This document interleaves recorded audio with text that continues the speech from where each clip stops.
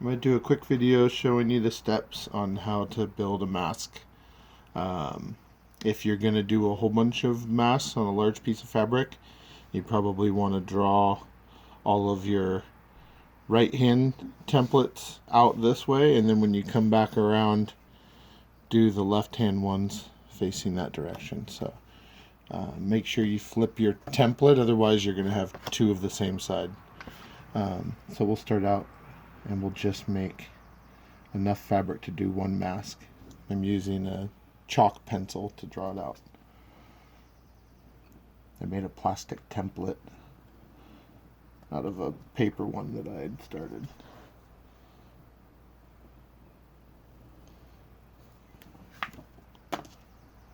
And I'm using a rotary cutter. Makes it pretty easy. Doesn't have to be absolutely totally perfect. You can use scissors, but the rotary cutter makes it a lot quicker.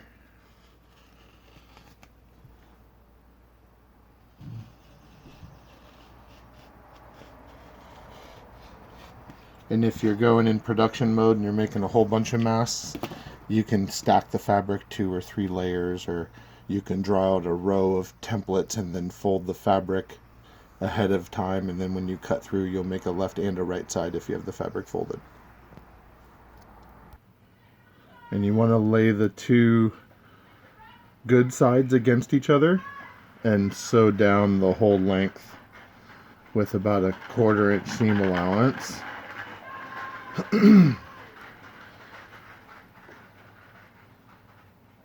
Make sure you backstitch a couple times to lock in the thread.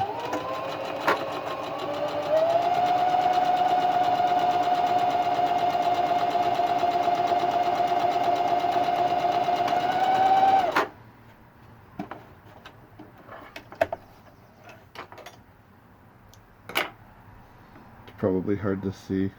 I got a little bit off track right there, but it doesn't really matter, to be honest with you. So I probably should have mentioned before that you're going to need 4 pieces of fabric to make this mask, because you have an inner layer and an outer layer. So I've got 2 here that are sewn together, and then you're going to need 2 pieces of elastic that are about 8 inches long. I used to use 7 inches, and then I switched to 8 because some people complained that the mask was a little bit too tight. So what you want to do is sew the elastic on what's going to end up being the inside of the mask. And you want to sew it onto the correct side of the fabric, not the opposite, not the the inside of the fabric. You want to sew it on the good side.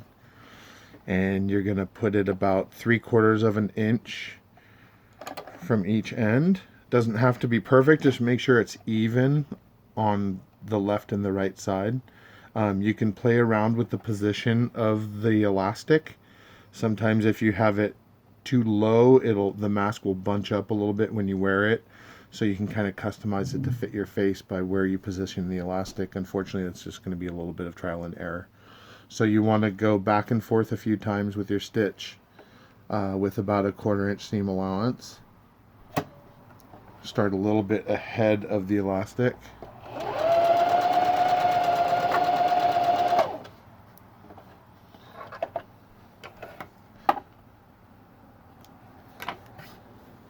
And then make sure when you loop the elastic over, that it's even, that it doesn't twist or fold up the wrong way, because otherwise you'll have a twist in the elastic when you're done. So about 3/4 of an inch from the top part of the mask.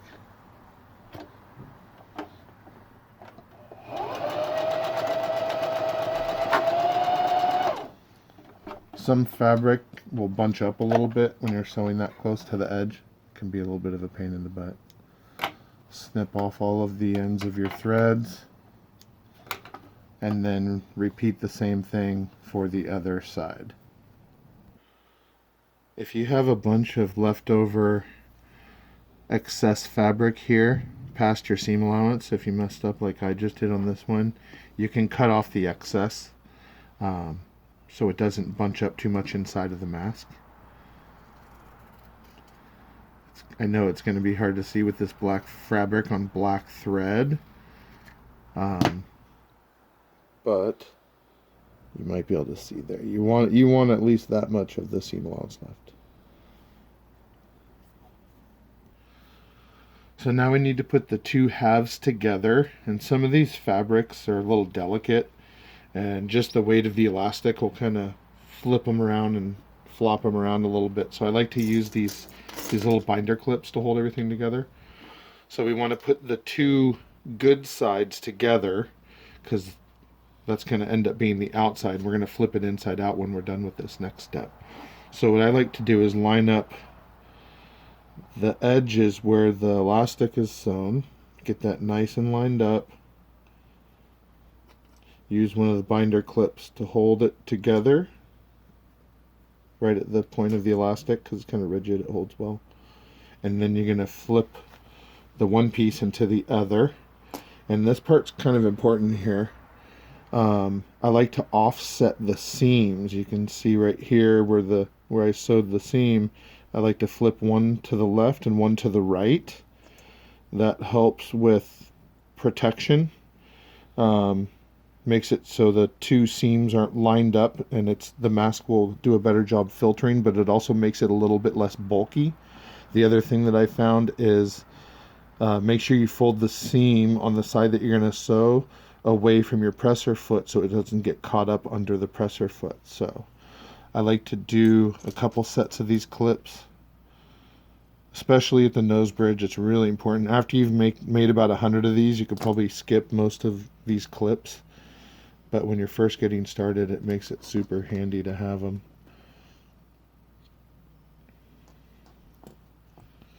Try to keep the fabric as lined up as possible. And then we're going to sew about 1.5 inches from the center point, and we're going to go all the way around the whole mask back to the opposite end from where we started, about 1.5 inches away, and that's where we're going to stop. Then we're going to flip the mask inside out. So we'll go to the next step now. All right, so we're going to do about a 1/4 inch seam allowance again. Pretty much a trend for the whole project. Make sure you back stitch a couple times to lock in the thread, like usual.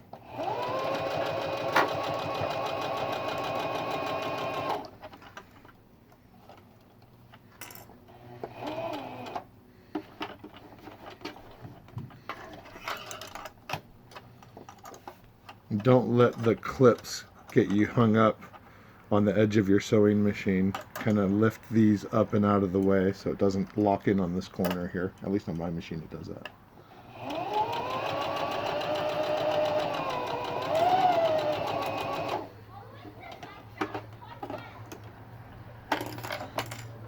It helps if you end with the needle down, and then you can just rotate the mask around the needle.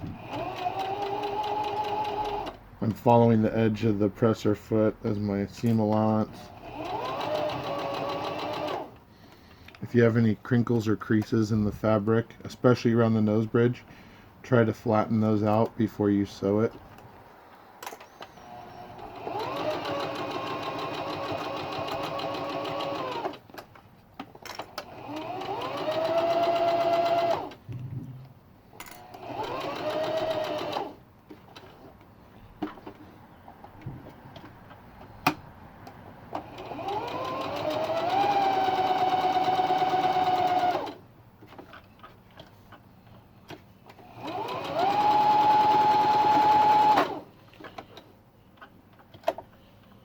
That's it for that step. So this is what we've got here. We want to try to trim off these corners. Make sure you don't cut through your stitches for the elastic. It just makes it so there's a little bit less bulk in the mask when you're done.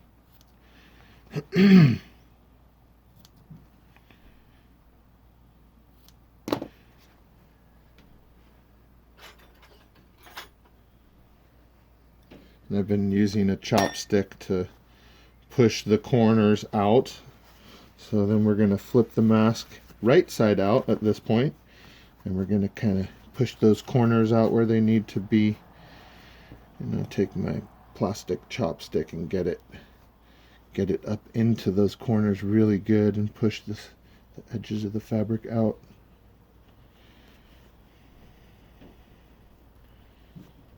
I probably don't need to mention it, but make sure your hands are really clean when you're doing this stuff. If you're making masks for other people, you probably want to be wearing gloves and stuff, and a face mask. So around here at the nose piece, you want to push the seams out and up a little bit, and then pinch that edge together really good. And then I'll use the same binder clips to pinch all this together. The outside edges I don't really worry about so much, but it's this area up by the nose it's really important to keep it in line. So I'm trying to line up the seam really good here, right at the peak of the nose bridge, and I'm going to put one of my binder clips on just barely on the edge of the fabric. I'm not sure if you can see that, it's just barely pinching the edge. Some of this is just aesthetics, you know, I don't want to have the inside layer of the mask showing right there. You don't really have to do this, but it helps sew a nice edge right around that nose bridge area. If you don't have these little clips, you can use pins. I don't like the idea of putting extra holes in the mask and compromise the filtration, so I prefer to use these binder clips. If you are going to use pins, make sure you're only going in around the same depth that your pin allowance or your sewing allowance would be anyways. So now we need to start the assembly here. And what I like to do is just fold this inner seam flat and then pinch about 1/4 inch of the fabric and fold it over, and then do the same on this side, about 1/4 inch, fold it over with the inner seam flat so it doesn't bunch up. Put those two edges together and then line up bottom part. Sometimes it'll fight you a little bit, sometimes it'll cooperate, and depending on your sewing machine setup, you might have a little bit of trouble getting through that little area where the two seams are lined up. I try to offset them, but sometimes you can't. So you might have to pull a little bit on the back side here to get it to go underneath the needle and the presser foot.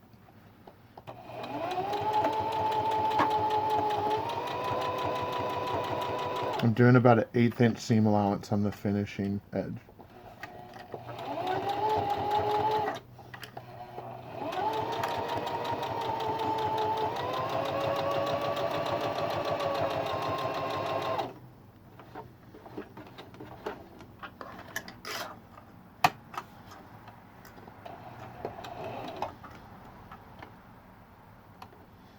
Sometimes the elastic will hang up right here and it won't want to feed through very well, so every once in a while you have to lift up the presser foot and kind of hand start it and make sure that it's properly feeding. This fabric is very sheer, so it doesn't really like to grab on the feed dogs sometimes.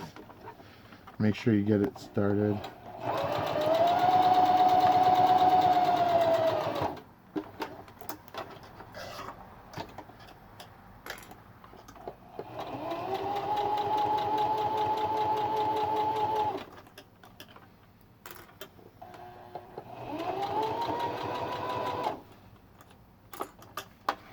It's not a bad idea to get up under there a little bit, right when you get to the peak of the nose.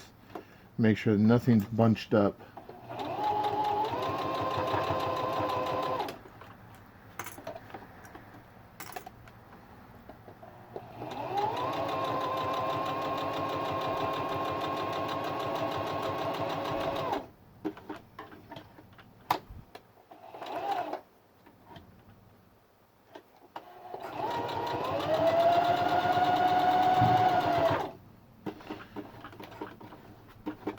I had my machine adjusted for some heavier fabric, so I'm having a little bit of problems with the pressure of the presser foot, I had it adjusted a little bit too tight for this project.